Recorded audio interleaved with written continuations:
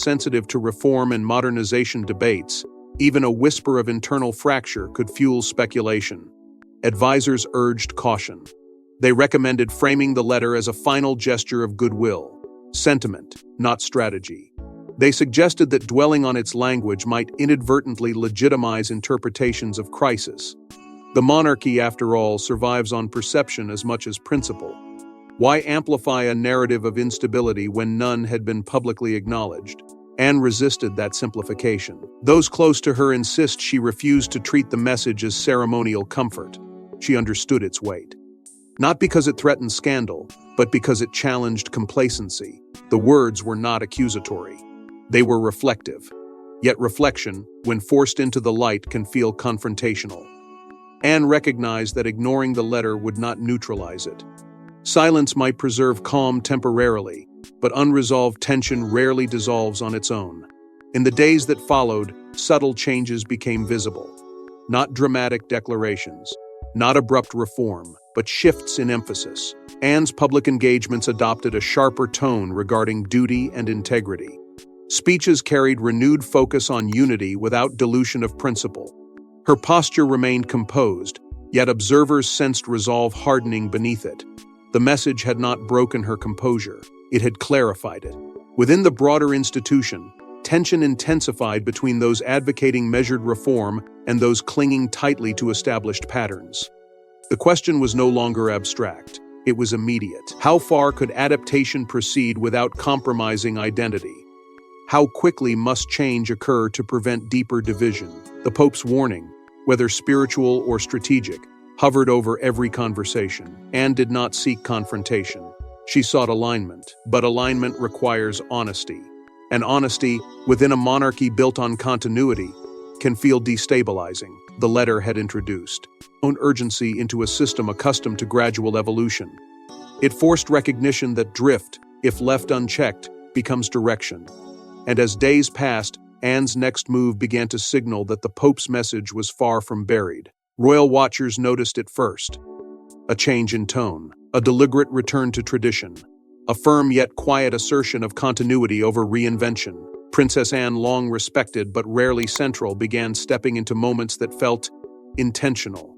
Was she carrying out the Pope's final request? Her calendar, once predictable in its steady humanitarian rhythm, began to reflect a subtle recalibration. Faith-based engagements, previously shared among senior royals, now bore her unmistakable imprint. Visits to Anglican institutions were paired with thoughtful appearances alongside interfaith leaders. Not theatrical, not declarative, but pointed. Each appearance seemed to underscore a message. Tradition must not be surrendered in the pursuit of relevance. In speeches, Anne's language shifted with surgical precision. Phrases like moral endurance and duty anchored in conviction surfaced with renewed emphasis. Observers noted the steadiness in her tone, not defensive, not reactionary, but resolute. She did not reject modernization outright. Instead, she reframed it. Adaptation, she implied, must strengthen foundations rather than weaken them. Progress without principle, she hinted, risks hollowing institutions from within. Behind the scenes, meetings with senior clergy across the United Kingdom increased. These were not ceremonial check-ins. They were working conversations, dialogues centered on the Crown's spiritual responsibility in a society both pluralistic and skeptical. Anne's approach was analytical, even strategic. If the monarchy was to endure, it needed clarity about its moral center. Without that clarity, symbolism becomes spectacle, and spectacle, she seemed to believe, is fragile. Reports circulated that during internal debates over modernization proposals, Anne advocated restraint, not resistance but caution. She pressed for deliberate pacing, for ensuring that reforms aligned with constitutional identity rather than chasing fleeting approval. This stance did not win universal support. Some viewed it as conservative rigidity. Others interpreted it as necessary guardianship. What remained undeniable was her influence. The Princess Royal was no longer peripheral in discussions shaping the monarchy's trajectory. Stability became her recurring theme, in public remarks, in private consultations, in strategic positioning. Stability not as stagnation, but as anchor. A monarchy untethered from its spiritual and constitutional moorings risks drifting into irrelevance. Anne's posture suggested awareness of that danger. If the Pope's letter warned of division disguised as modernity, her actions indicated she took the warning seriously. Yet her role was not confrontational. She did not challenge the king publicly. She did not undermine reform advocates overtly. Instead, she operated through reinforcement, reasserting continuity through example. Continuity in ritual, continuity in moral framing, continuity in constitutional clarity. Those attuned to nuance recognized the pattern. This was not nostalgia, it was defense of essence. Emotionally, the weight was palpable. To safeguard an institution's soul is not merely administrative, it is existential. It requires courage to push against momentum when momentum feels seductive. It demands composure when others interpret caution as fear. Anne carried that burden without dramatics, but not without intensity. The letter's echo seemed present in every calculated step. And yet, safeguarding the spiritual core of a monarchy does not occur in isolation. Forces shaping its future extend beyond clergy and ceremony. Cultural shifts, generational voices, and internal ambitions complicate the landscape. Protecting identity requires navigating these currents without fracturing unity. But protecting the crown's soul may require confronting forces far more complicated than ceremony. Sources close to both Rome and London suggest the letter contained a veiled reference to the one who will inherit not only power but consequence. Was the Pope warning Anne about the future direction of the monarchy? About leadership shaped by public pressure instead of principle? If so, the implications were explosive. The phrasing itself is layered. To inherit power is expected within monarchy. To inherit consequence implies something deeper, something unresolved. Analysts who have examined fragments of the reported wording argue that Francis was not speaking about succession in the conventional sense. He was speaking about moral inheritance, about decisions made today that will echo through reigns yet to come. Power can be passed ceremonially, consequence cannot. It accumulates quietly, waiting for its moment. Within palace discussions, this interpretation sharpened existing divides. Reform advocates pressed forward, insisting modernization was necessary for survival. Preservationists countered that accelerated change risks severing historical anchors. The debate was not theatrical, it was measured. Yet beneath the measured tones ran urgency. If Francis foresaw a tipping point, then every reform proposal suddenly carried amplified weight. Every strategic adjustment felt less like evolution and more like gamble. Speculation intensified that Anne had been asked to serve as stabilizing force, not merely ceremonial support, but moral counterbalance. Her reputation for discipline and clarity positioned her uniquely within the royal framework. She is trusted, she is steady, she is rarely swayed by public sentiment. If the Pope believed the monarchy faced a moment where external pressure could distort internal conviction, then Anne would be the logical recipient of that warning. Yet this role carries emotional complexity: loyalty to sibling, loyalty to sovereign, loyalty to institution. These allegiances overlap but do not always align perfectly. To question direction, even quietly, is not betrayal, but it can feel perilously close. Anne's entire life has been defined by obedience to duty. Now she stands at a juncture where foresight may demand more than compliance. It may require intervention subtle, strategic, but unmistakable. The burden of foresight is isolating. To see potential fracture before it becomes visible is to carry tension alone. Silence, in this context, becomes strategic restraint. Anne has not spoken publicly about any internal warning. She has not contradicted modernization narratives outright. Instead, she has reinforced stability through presence and tone. Her restraint fuels speculation. Is she waiting? Assessing? Preparing? Observers note that silence can communicate as powerfully as proclamation. By refusing to dramatize the letter's existence, Anne preserves institutional calm while quietly recalibrating her influence. But the looming question remains: what happens if the warning goes unheeded? If momentum toward rapid reinvention overrides caution? Consequence, once inherited, cannot be deferred indefinitely. The monarchy's future will be shaped not only by bold reform or steadfast preservation, but by how these forces reconcile. Francis's veiled language suggests he feared imbalance. Too much accommodation to public pressure risks eroding spiritual coherence. Too much resistance risks alienation. The equilibrium is delicate. and Anne stands at its fulcrum. As the world moved on from Vatican mourning, Princess Anne appeared to carry something far heavier than grief. Duty has always defined Princess Anne, but this was different. This wasn't a ribbon-cutting or diplomatic handshake. This was a spiritual mandate delivered in the final breath of a global religious leader. And the question haunting her was simple: stay silent for stability or speak to prevent collapse. For most of her life, Anne has navigated responsibility with clarity. Protocol is predictable. Service is measurable. Loyalty is unwavering. Yet this moment carried no blueprint. The letter did not instruct her to perform a task, it entrusted her with discernment. That distinction matters. To act is one burden. To decide whether to act is another entirely. And when the stakes involve an institution woven into national identity, hesitation becomes inevitable. The monarchy's public trust rests on perception of continuity and moral steadiness. It does not survive on charisma alone. It survives because people believe in its coherence. If the Pope's warning suggested drift beneath the surface, then Anne's dilemma becomes existential. Does exposing tension preserve integrity? Or does it risk accelerating instability? Silence can maintain order temporarily, but silence can also permit erosion. The line between protection and avoidance grows thinner with every passing day. The possibility that this letter could alter history lingers in the background of every decision. Not through dramatic revelation, but through influence. Words shape perspective. Perspective shapes action. If Anne shifts internal conversations, recalibrates tone, or subtly redirects reform efforts, the ripple effect could redefine the monarchy's trajectory. That is the quiet power of confidential truth. It does not demand spectacle to transform outcomes. Carrying such knowledge isolates. There is no public acknowledgment, no shared validation. The emotional weight rests privately. Advisors may speculate. Colleagues may sense change.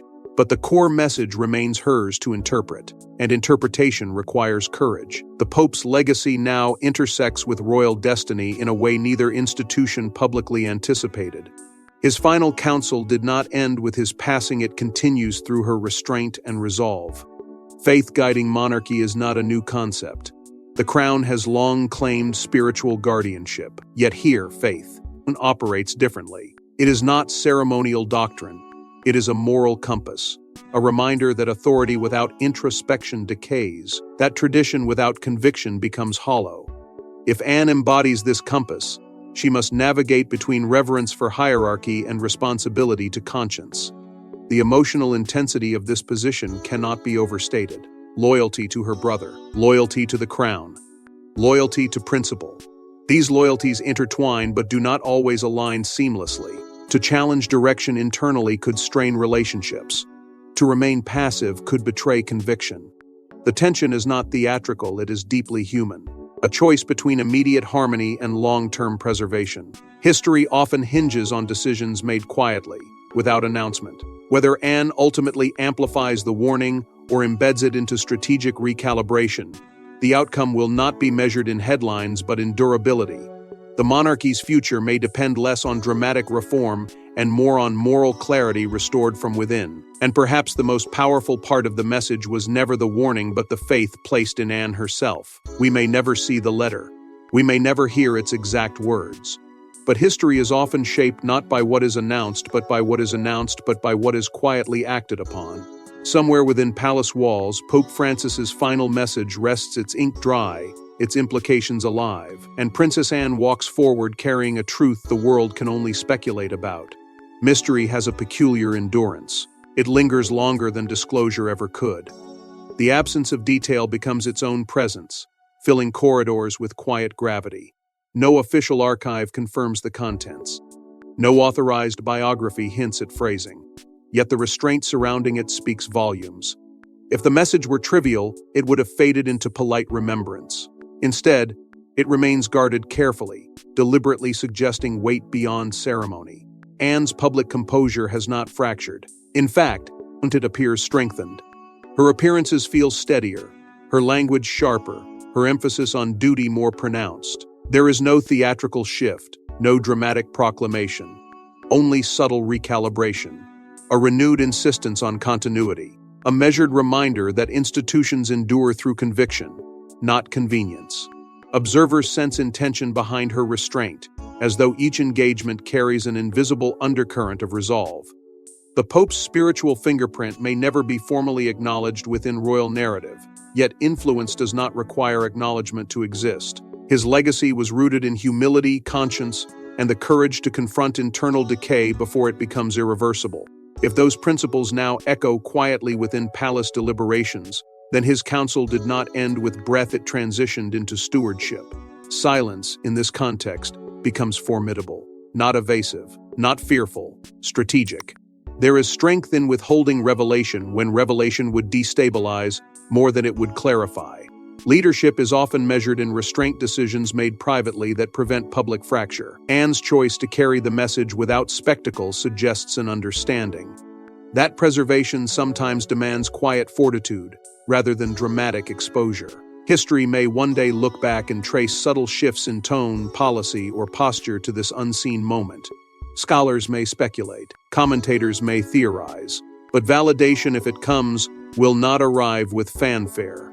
It will appear in durability, in a monarchy that adapts without dissolving, in reforms guided by principle rather than panic, in a legacy steadied by foresight rather than forced by crisis. Faith, duty, and destiny now intersect in ways neither Rome nor London publicly anticipated.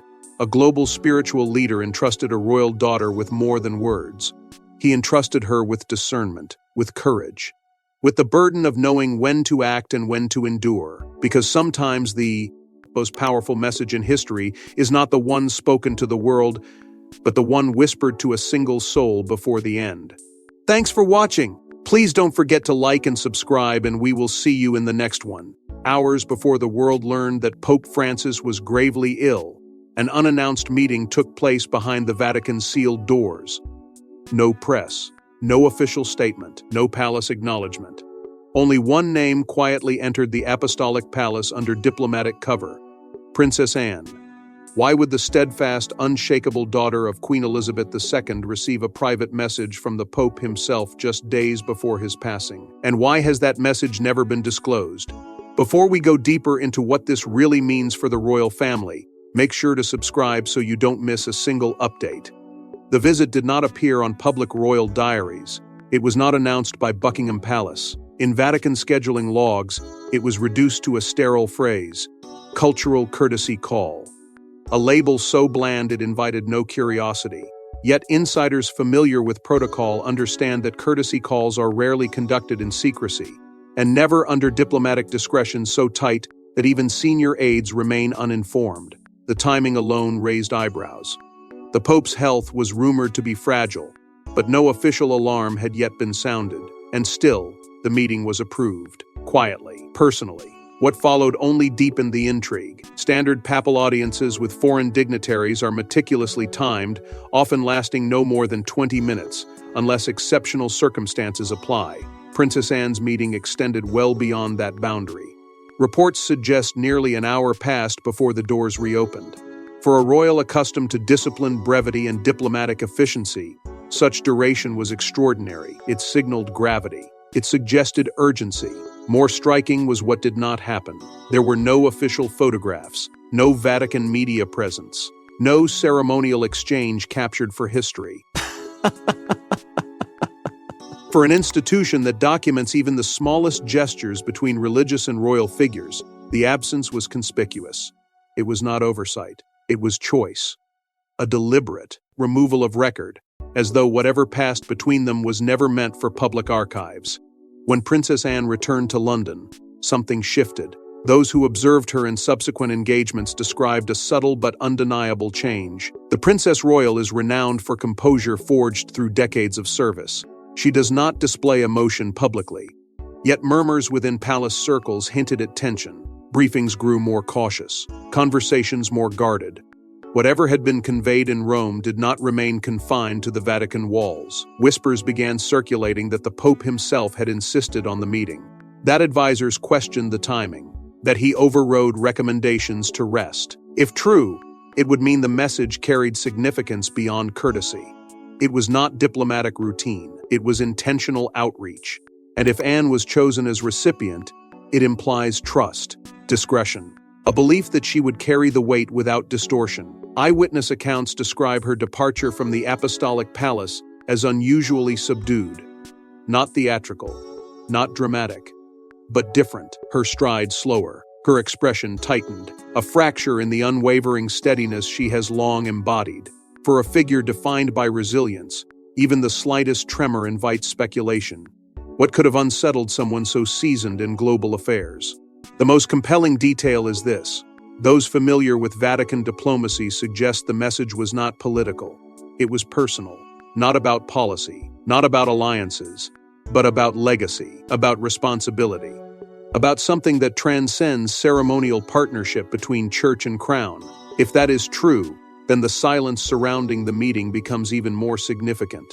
Because personal warnings often carry implications far more profound than public declarations.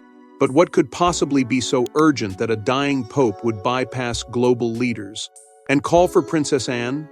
For decades, Princess Anne cultivated a reputation as the monarchy's most disciplined and least sentimental member. Yet behind her iron composure was a quiet spiritual alliance few ever noticed. Long before headlines and state funerals, she and Pope Francis shared something deeper than diplomacy, a belief system forged in duty, sacrifice, and unspoken burdens. Anne has never sought applause.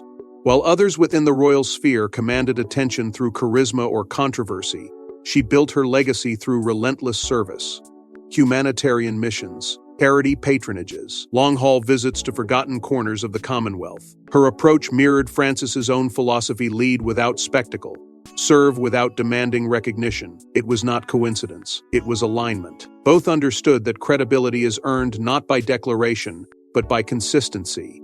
Behind official communiques, there existed a quieter exchange between Vatican and Palace charities. Joint initiatives focused on poverty alleviation, education, and relief for displaced communities. These collaborations rarely generated headlines, yet they reflected a shared moral framework: service over status, action over ceremony. Anne's work with international humanitarian organizations placed her in circles where Vatican outreach operated with similar urgency. Their missions intersected more often than the public realized. During interfaith dialogues, Anne represented something stable, not flamboyant, not ideological, steady. She carried the memory of Elizabeth II's era, yet demonstrated adaptability within modern religious conversations.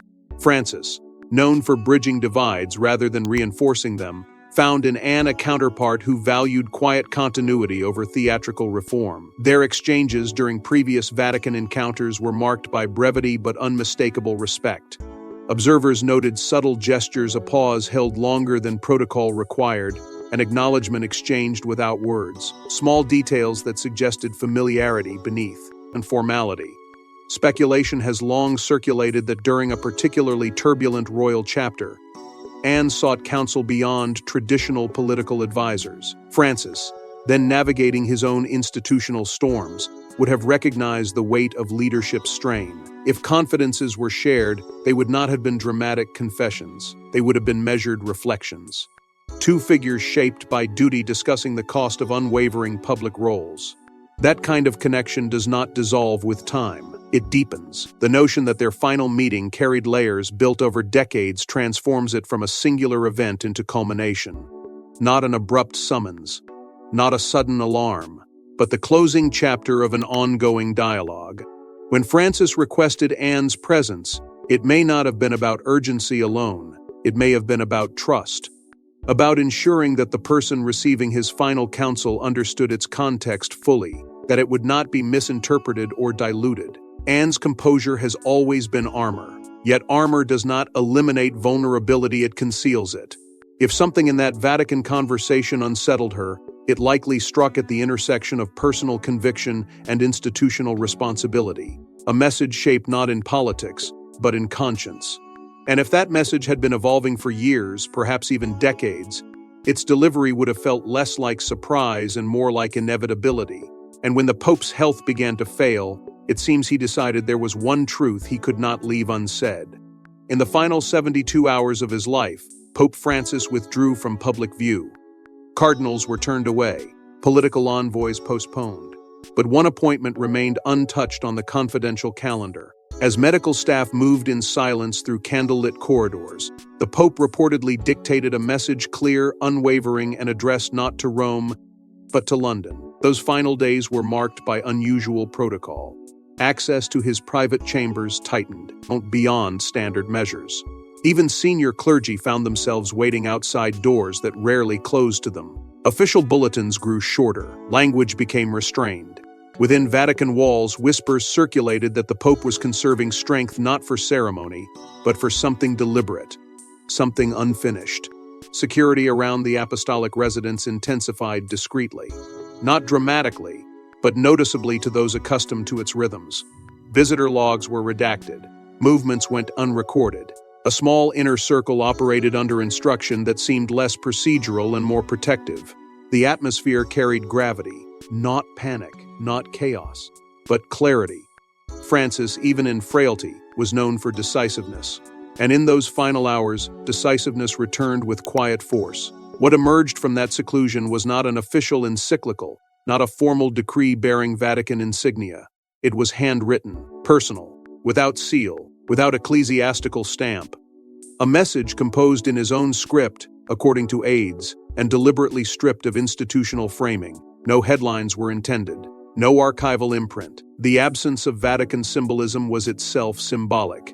This was not doctrine, it was counsel. More striking still was his insistence on its destination. The message was not to pass through diplomatic channels, not to be summarized by advisors, not to be interpreted by intermediaries. It was to reach Princess Anne directly. That specificity startled those around him. Why Anne? Why not the king? Why not broader communication? The Pope's response, reportedly firm, emphasized discretion and understanding. He trusted her to comprehend what others might misread. A confidential courier was arranged under diplomatic immunity, ensuring the letter's transit would attract no scrutiny. The journey itself unfolded without publicity. No formal acknowledgment, no palace press release. Yet within Vatican circles, those who assisted described the Pope's state of mind as resolute rather than fragile, emotionally focused, spiritually certain. They spoke of intensity in his final reflections, of a concern that extended beyond Rome's immediate horizon. Fragments of testimony suggest the message referenced a fracture within the crown. The phrase, repeated quietly among aides, has since fueled speculation. A fracture not necessarily political, not necessarily visible but spiritual. A division not of territory but of purpose. If Francis feared anything in those last hours, it may have been a crisis of moral direction within one of the world's oldest institutions, a concern that tradition, without introspection, risks hollowing from within. Such apprehension would align with his lifelong emphasis on conscience over ceremony, on integrity over image. If he believed the monarchy faced a moment of internal reckoning, his final act was not accusation, but warning born of care, a plea that legacy be safeguarded not merely through continuity, but through courage. When the envelope reached Princess Anne's hands, everything she thought she understood about duty began to shift. The message was not long. It was not ceremonial, and it was not meant for public ears. According to palace insiders, Princess Anne read it alone. When she emerged, those closest to her noticed something rare: hesitation. What could possibly be written in that letter to pierce through the monarchy's most emotionally disciplined royal? Those familiar with its contents describe language stripped of diplomacy and layered with urgency. One phrase reportedly stood out with unsettling clarity: division disguised as modernity. It was not an attack on reform. It was a caution against transformation that fractures rather than fortifies. The distinction is subtle, but profound. Change, the Pope implied, must be anchored in principle, not driven by pressure. Modernization without moral compass risks unraveling the very continuity it claims to protect. The letter, sources suggest, urged Anne to guard the soul of the institution.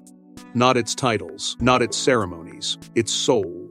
That word carries weight beyond politics. It suggests identity, purpose, the intangible foundation beneath ritual and regalia. For a monarchy navigating generational shifts and public skepticism, such language would not feel abstract. It would feel immediate. A reminder that legacy is more than survival, it is coherence. References to loyalty and legacy were woven through the text, but not in celebratory tone. They were framed as fragile virtues under strain. The message hinted at unseen betrayal, not necessarily treachery in the dramatic sense, but erosion, compromise creeping in under the guise of progress, silence tolerated where clarity was required. The implication was chilling. Fracture does not always announce itself with conflict. Sometimes it masquerades as adaptation. There were, reportedly, implicit nods to generational tensions within the royal household. Differences in philosophy, divergent interpretations of duty, competing visions of relevance. None of this is new. Every dynasty faces internal recalibration, but Francis's tone suggested acceleration, a storm gathering momentum rather than dispersing. And in the midst of that turbulence, he singled out Anne as stabilizing force. "You are steadier than the storm that approaches." That line, described by those briefed on its content, struck at the heart of her identity. Anne has always been the constant, unmoved by gossip, unswayed by spectacle. To be identified as anchor implies both trust and burden. It positions her not as observer, but as guardian. The emotional weight of that trust cannot be overstated. It is one thing to serve quietly. It is another to be entrusted with foresight. The tone of the letter was not hysterical. It was prophetic in its calmness. Francis did not predict collapse. He warned of drift, of gradual misalignment between purpose and presentation. He urged vigilance not against enemies, outside palace gates, but against complacency within them. And perhaps most strikingly, he framed the moment as imminent, not distant, as though the window for corrective courage was narrowing. To carry such a message alone is to shoulder something irreversible. Once read, it cannot be unread. Once understood, it cannot be ignored. Anne's hesitation upon leaving that room was not weakness. It was recognition. Recognition that the role she has fulfilled for decades may be entering its most consequential chapter. That duty, once defined by service and steadiness, now demands discernment and intervention. But the letter did more than warn. It placed a responsibility squarely on Anne's shoulders. Within 24 hours of the Pope's passing, Buckingham Palace issued a standard statement of condolence, respectful, diplomatic, controlled, but behind closed doors, conversations were anything but calm. The letter had ignited a quiet storm, one that threatened to expose fractures no one dared acknowledge publicly. The official words expressed admiration and sorrow, carefully measured and impeccably neutral. To the world, it appeared seamless. Another chapter in the long tradition of royal diplomacy. Yet within palace corridors, urgency replaced ceremony. Senior royals convened in private rooms not listed on any schedule. Advisors were summoned discreetly. The tone, according to those familiar with the discussions, was restrained but strained. The message from Rome had unsettled more than one figure at the top of the institution. Debate emerged almost immediately. Should the letter remain sealed indefinitely? Should its existence be acknowledged at all? Some argued it was spiritual correspondence, symbolic and personal, unfit for institutional response. Others worried about implications if it ever surfaced through unintended channels. Interpretation, they cautioned, could spiral. In a climate already